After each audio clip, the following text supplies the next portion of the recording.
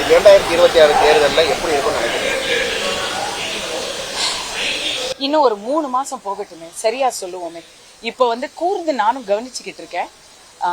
ஒண்ணு மட்டும் தெரியுது, ஒரு கட்சி கூட்டணிக்கு எதிரா அனைத்து கட்சிகளும் தனித்தனியா போராடிக்கிட்டு இருக்காங்க. இப்ப அந்த அனைத்து கட்சிகளும் ஒரு குடைக்கு கீழே வந்தா மக்களை பொறுத்த வரைக்கும் இன்னைக்கு எல்லா பிரச்சனைகளுக்குமே ஏதோ ஒரு இடத்துல ஆளுங்கட்சி காரணங்கிற மனநிலைக்கு வந்துட்டாங்க.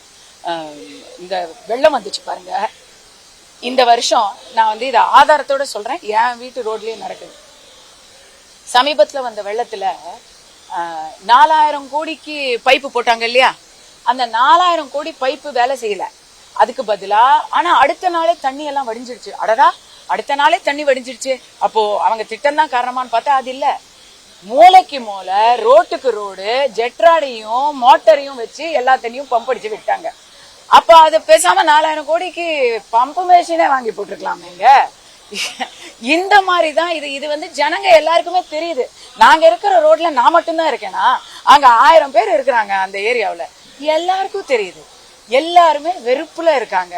அத மீறி திமுக ஜெயிக்கணும்னா இன்னைக்கு எல்லாரும் தனித்தனியா இருக்காங்க பாருங்க, அப்போ திமுக ஜெயிப்பாங்க.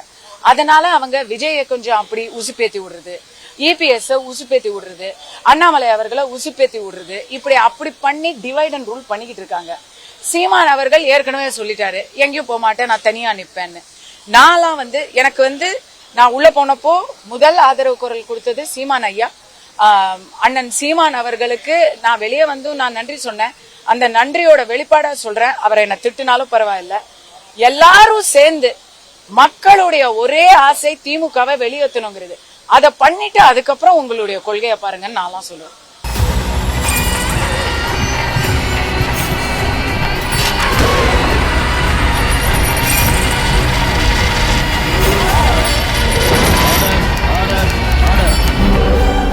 குற்றங்களின் மறுபரிமாணம் நிகழ்தகவு நமது நியூஸ் தமிழ் தொலைக்காட்சியில் விரைவில்.